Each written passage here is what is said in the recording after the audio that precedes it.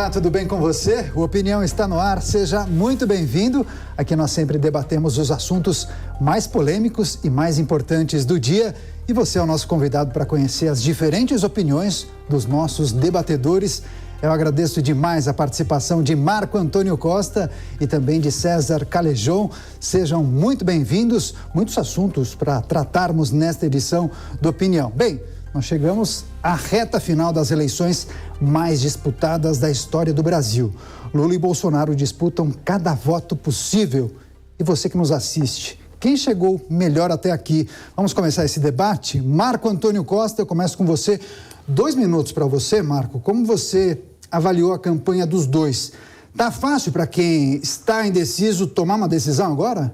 Boa noite, Daniel. Boa noite, César, e a toda a audiência aqui da Jovem Pan. É um dia muito importante, né? Principalmente porque marca essa reta final do período eleitoral. Primeiro, eu gostaria de frisar que as duas campanhas, em termos de comparação, acho que não dá para nem comparar o nível de campanha de uma para outra, né?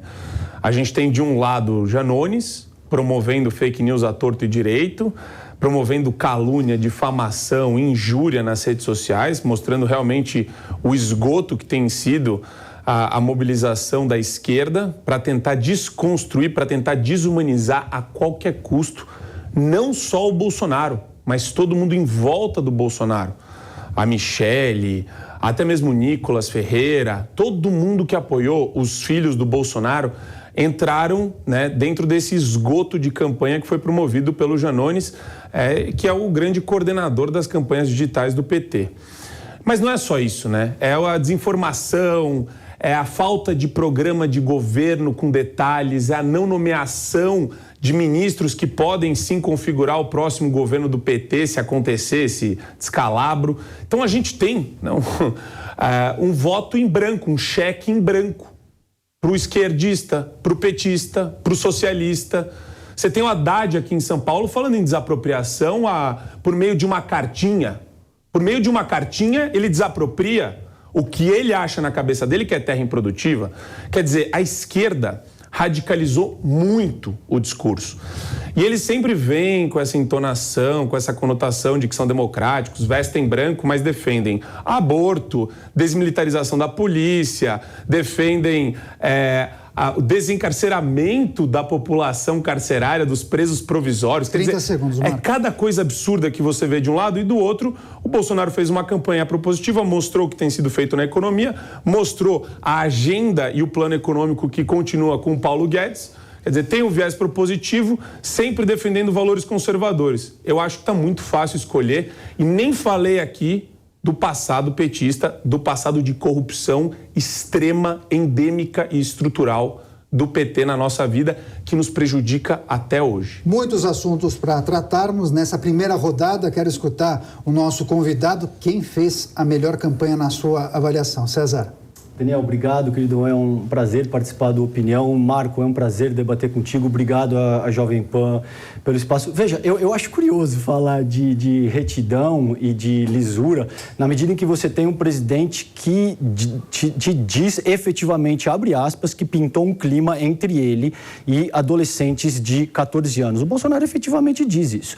Entre outras coisas, que ele preferiria o próprio filho morto se o filho fosse gay, ele utilizou arrobas para falar de negros, ele, enfim, diz que a única filha que ele tem mulher nasceu mulher porque o pai fraquejou no momento da concepção. Curioso, no mínimo, que esse tema seja abordado dessa forma, exigindo retidão, lisura e hombridade, e que todas essas características estejam ausentes precisamente da campanha petista, quando é o Bolsonaro que efetivamente diz tudo isso.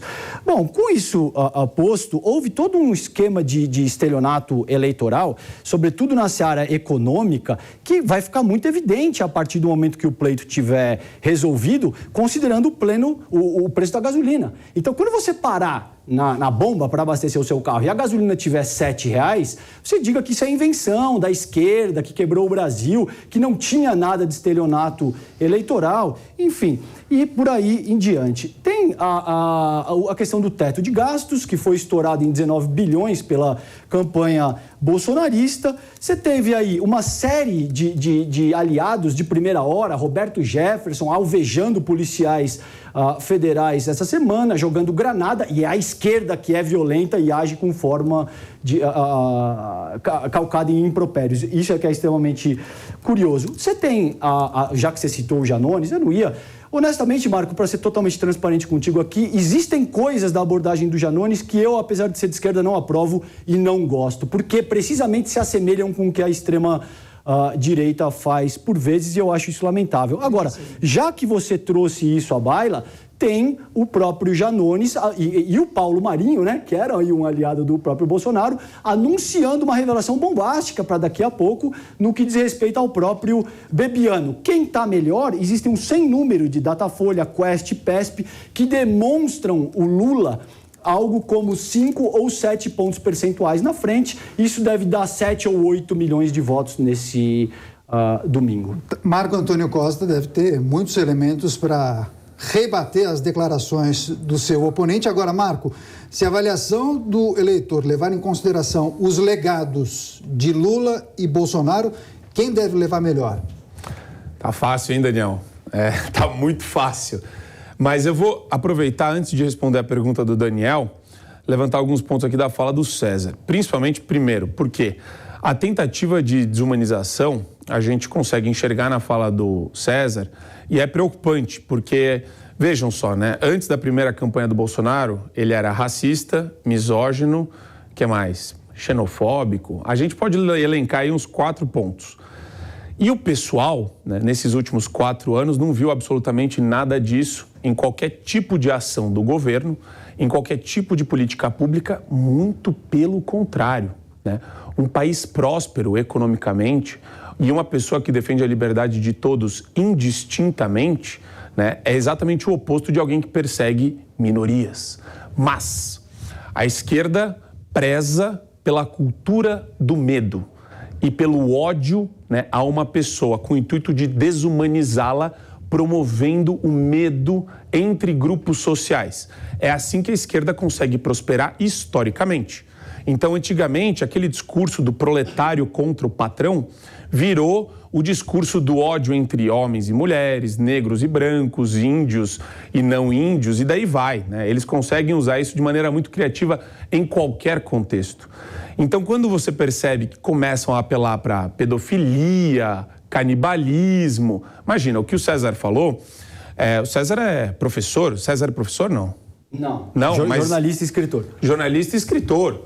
Quer dizer, espera-se algum tipo de ponderação com relação a essas colocações. Mas quando eu vi no Twitter um professor de Direito Constitucional da USP alegando exatamente o que o César alegou dentro desse contexto de Bolsonaro canibal, etc., é uma coisa, assim, inacreditável. Então você percebe que eles perderam um pouco as estribeiras, perderam o fio da meada quando a análise fica prejudicada por uma torcida.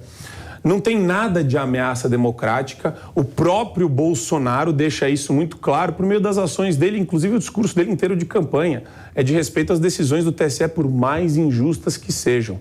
Então, fica muito difícil, né, a gente levar em conta quando o argumento é só pela desumanização e o outro lado não fala nada. E outra, só para provocar o César, as próprias ações do Lula no ano do mensalão e durante todo o período do Petrolão, isso sim é antidemocrático. Isso sequestrou, o intuito era sequestrar a democracia brasileira com o projeto de se perpetuar eternamente no poder. Mesmo tempo para o César, 2,5. César. Veja, Marco, você sabe o que é curioso? Que você fala de desumanização quando eu só citei frases que foram efetivamente pronunciadas pelo Bolsonaro.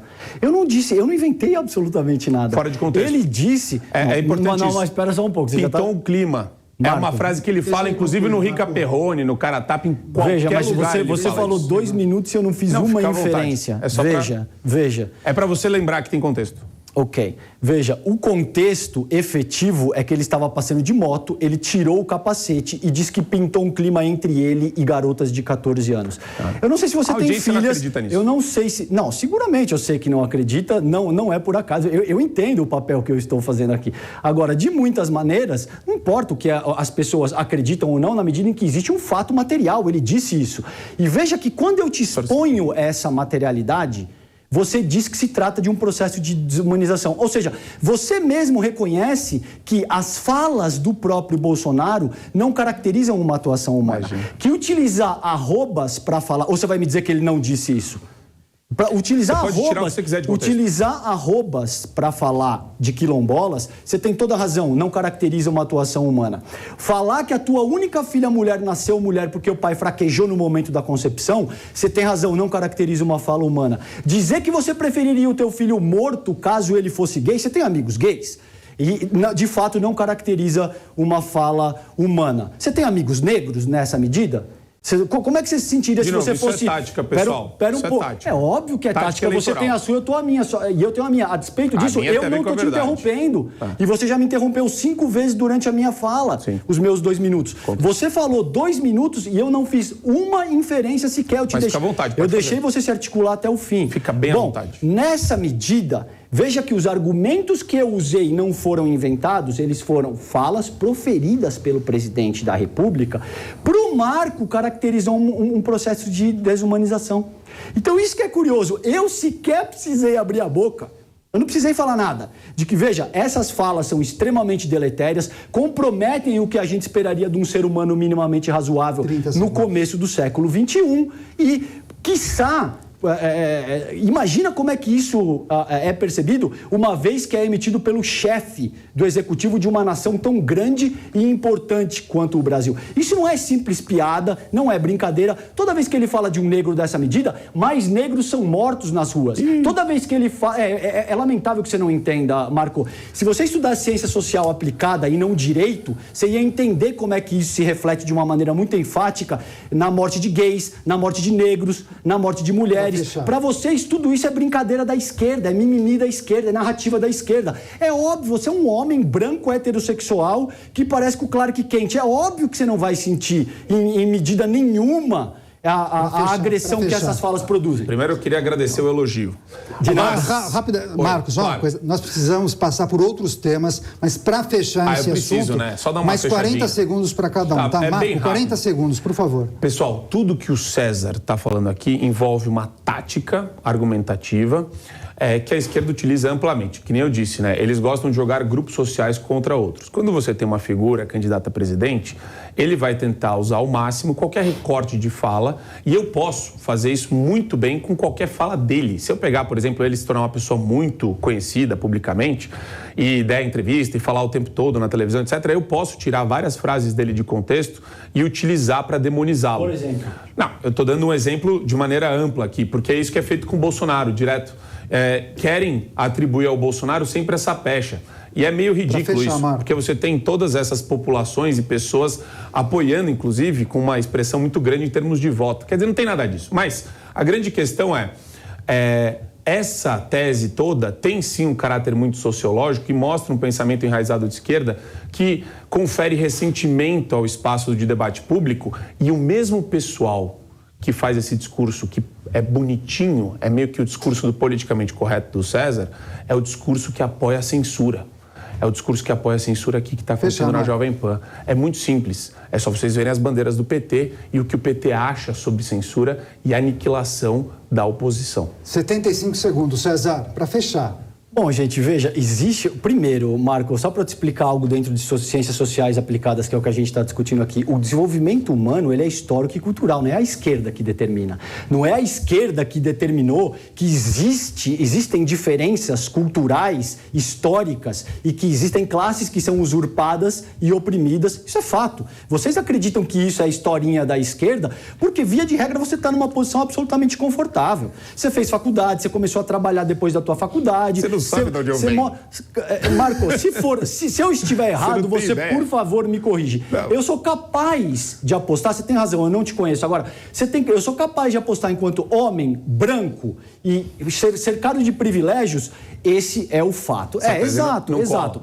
Veja, o fato aqui é que essas diferenças e lutas não foram organizadas pela esquerda. Elas existem histórica e culturalmente. De muitas maneiras, infelizmente, Vocês não percebem isso, porque você nunca foi vítima desse processo. É um discurso de ressentimento Você está me interrompendo de novo. Eu vou fazer isso com você a próxima vez que você tiver esse tipo. Mas eu quero. Mas é deselegante, Marco. Não faz sentido. Faz parte da dinâmica. Fechar esse assunto. Okay. César, só para encerrar para você. Só para encerrar a minha fala. Essa questão não é mimimi da esquerda. Existe todo um processo cultural e histórico que precisa ser endereçado, que infelizmente você classifica como vitimismo. Por quê? Porque você não é negro, porque você não é mulher, porque você não enfrenta todas essas consequências que falas como a do Bolsonaro causam para essas pessoas. Opinião de hoje é especial, hein? Debates profundos com Marco Antônio Costa e também César Calejão. Tem um outro aspecto, uma outra notícia trazida aqui pela nossa produção, porque o TSE, Tribunal Superior Eleitoral, confirmou a liberação de transporte público gratuito para o segundo turno das eleições. Essa medida pretende evitar a alta abstenção de eleitores, assim como ocorreu no primeiro turno. Mais de 32 milhões de eleitores que estavam aptos a votar não compareceram às urnas. As campanhas de Lula e Bolsonaro estão preocupadas com essa abstenção. Essa medida de transporte gratuito pode beneficiar algum candidato? Qual dos dois, hein, César? Veja, é muito fácil refletir acerca disso, na medida em que no dia 1º de outubro, era um sábado, a campanha do Bolsonaro pediu efetivamente para limitar o transporte público. Então, você teve um ministro do TSE, o nome dele, se eu não me engano, é Benedito Gonçalves, que rejeitou, já no dia 1º de outubro, esse pedido da campanha do Bolsonaro para limitar a oferta de transporte público. Isso é muito claro e reflete aquilo que a gente estava discutindo na etapa anterior, que é, por que a campanha bolsonarista, efetivamente, Marcos, você não pode negar isso, é um fato material da vida sociopolítica. A campanha bolsonarista pediu para limitar o transporte público em diversas cidades brasileiras durante o primeiro turno. Esse ministro, o Benedito Gonçalves, do TSE, procurem isso no Google, ele disse que seria inviável, que não fazia o menor sentido e que isso era um absurdo. E liberou o transporte público. Sabe por quê que a campanha bolsonarista quer fazer? É extremamente deselegante você ficar fazendo isso enquanto eu estou me articulando. Eu posso agir dessa mesma... Eu posso agir dessa mesma maneira contigo. Eu prefiro não. Veja, Marco, cabe melhorar, cabe melhorar a natureza dos argumentos e não a composição cênica do que está sendo proposto. Marco, deixa ele concluir o raciocínio. Não, eu estou deixando, eu estou quieto. Não, mas você está fazendo piada com aquilo que eu estou dizendo. É o tapinha. Sim, mas você pode ter certeza que eu vou te respeitar. Mas qual que é a história do tapinha? Você sabe, não? Veja, o Benedito Gonçalves efetivamente disse, isso não faz o menor sentido, a gente vai liberar. O TSE liberando agora o transporte público, é óbvio que favorece a campanha petista, porque as camadas mais empobrecidas da população votam no Lula. Aí você pode dizer, não, é porque isso é tudo burro, falas xenofóbicas, o Bolsonaro fez isso com alguma frequência. O fato é que isso reflete aquilo que eu estava propondo anteriormente e que, Marco tem razão, é uma questão sociológica mais profunda. Essas camadas mais empobrecidas, sobretudo mulheres, negros e a classe LGBTQIA+, votam no Lula porque sentiram durante o governo do Partido dos Trabalhadores e do Lula o quanto as suas vidas melhoraram. Enquanto as camadas mais abastadas da população preferem o Bolsonaro por motivos óbvios, porque se identificam com essa fala misógina, agressiva, racista, enfim. Marco, 2,5 para você, tá? Para rebater o Marco, tem muita coisa para falar, aqui o papo pode interagir, não tem problema. É que o César é a primeira vez. Mas interagir é uma coisa, tirar barato da sua cara enquanto você fala é Marco, outra. Mas justamente pra gente entender respeito, eu sou um novato, eu te dou essa. Pra gente entender o contexto, enquanto ele falava, expunha, você fazia isso. O que isso quer dizer? É o tapinha. Lembra do tapinha, César? Não. O tapinha que o Lula deu no Benedito aqui, ó. Aqui, ó.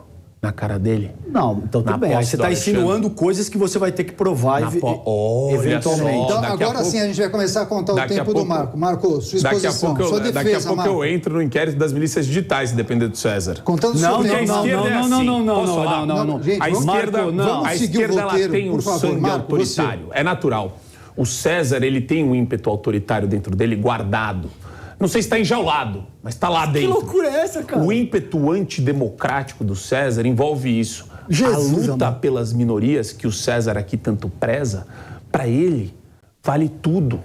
A luta dele justifica qualquer ação. Mas não disse nada disso, você está se articulando com base em mentiras. E a ação envolve Tá aí todo esse modus operandi petista. É isso que eu acho interessante. Aqui eu acho, até quando a gente traz essa questão do TSE, existe uma desproporção gigantesca do TSE no que se refere ao tratamento dos candidatos. Isso é autoevidente. É uma coisa que, assim, impressiona que o jornalismo brasileiro esconde isso.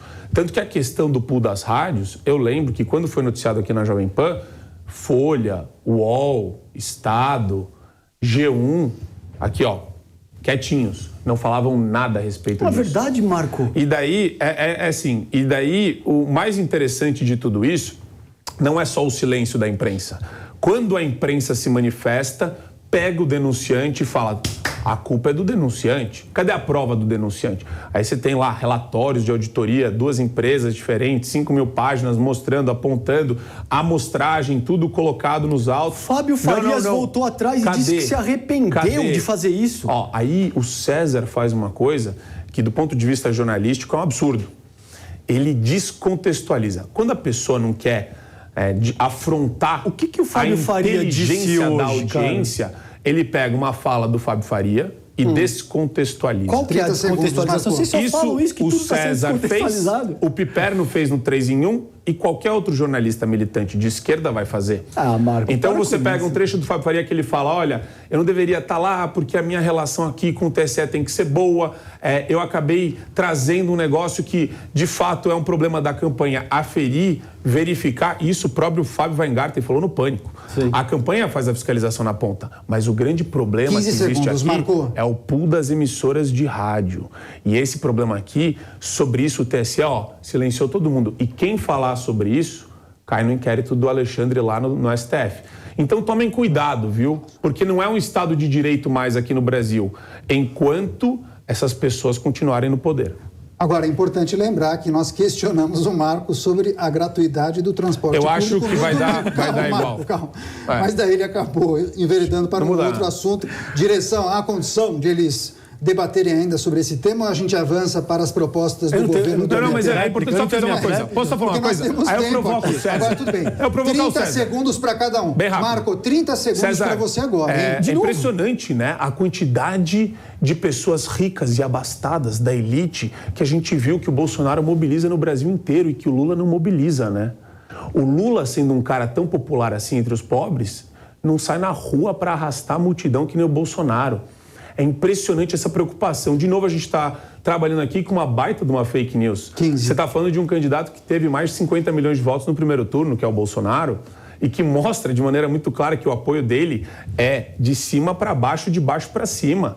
Ele mobiliza, sim, a classe popular brasileira. 30 segundos para você, para fechar o assunto. Talvez você esqueça que tem o dado material do primeiro turno, no qual o Lula teve 57 milhões de votos, o Bolsonaro teve 51. Então, como é que você é capaz de alegar que o Bolsonaro tem mais tração e é uma liderança? Pera um pouquinho, não vou nem conseguir falar, você já está vindo de novo. Se o Lula teve 6 milhões a mais de votos, Marco, veja, é uma questão muito fácil, muito simples de se entender. Por que você não consegue endereçar a questão que está sendo proposta do TSE, liberar o transporte gratuito? E como isso favorece a campanha do Lula? Porque você precisa ficar restrito ao que você propõe, por exemplo, no fase 1, que é o teu treinamento de oratória, no qual você diz que simplicidade é igual a poder. Então você fica reduzindo o debate para, a narrativa da esquerda, a esquerda... Ele está vendo o curso. Só para concluir. Ele gostou. Eu gosto, eu te admiro, cara. Você é um cara articulado, fala bem. Infelizmente, você defende coisas indefensáveis. Agora, só para concluir, só para concluir. De muitas maneiras, o que está em jogo aqui, na medida em que você fala que o Estado de Direito vai ser comprometido e a nossa República... Então, o que você está fomentando aí, Marco, você tá escrevendo um cheque que você não pode arcar com as consequências do que isso vai produzir, sobretudo em novembro e dezembro no Brasil. E isso é seríssimo o que você está fazendo aí, cara. Para fechar um outro assunto, porque o PT divulgou uma carta com 13 pontos referentes às propostas de seu eventual governo. Dentre elas, a responsabilidade fiscal. E nesse texto, Lula diz que a política fiscal do governo petista vai seguir regras claras e realistas, que será possível combinar uma política fiscal responsável com responsabilidade social e desenvolvimento social. O mercado financeiro respondeu e não ficou muito contente com esse suposto plano de governo. Marco Antônio Costa, o que esperar de um projeto para a economia de um eventual governo do PT? 2 minutos. O César, ele estava falando aqui, né, do meu cheque em branco, mas na verdade o cheque em branco está exatamente aí, né? Como é que você sabe quais são as propostas de uma pessoa, de um programa que não existe? Essa cartinha aí não é nada, não representa absolutamente nada. É aquele famoso ditado, né, para inglês ver. E aí, o que a gente espera de um regime socialista? O Lula olha para os nossos amiguinhos aqui, que estão decadentes, hiperinflação, falta de suprimentos na cadeia produtiva, tem uma série de problemas afligindo esses países e, né, ele bate no peito ainda e encara como se isso daí fosse um modelo. Ele gosta de falar que essas obscenidades, né? Não, a gente não tem que se preocupar com o teto de gastos, a gente não tem que se preocupar com investimento por meio da máquina pública, inchaço da máquina pública contratando servidores à torto e direito. Quer dizer, é um negócio cabuloso, né? A prova disso está em 2015. 2015 é a prova concreta que nós vivenciamos da decadência que é o programa econômico do PT. E mais, envolve sim corrupção. O PT subverte a livre concorrência e a livre iniciativa utilizando algo chamado capitalismo de laços, do Sérgio Lazzarini. Que é o quê? Segundos. A relação promíscua, escusa, ilegal, ilícita, errada entre a elite empresarial, que são alguns campeões nacionais que o PT quis promover durante o período do Lula e da Dilma, e a presidência da República.